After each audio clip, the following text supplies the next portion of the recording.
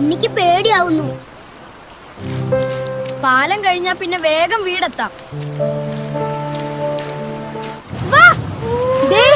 അവർ പോകുന്നു, വേഗം.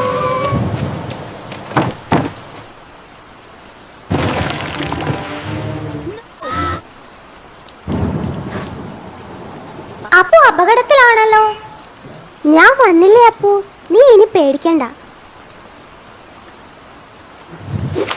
ഇതുപോലുള്ള അപകട സാഹചര്യങ്ങളിൽ കുട്ടികൾ ഒറ്റയ്ക്ക് പാലം കടക്കരുത്.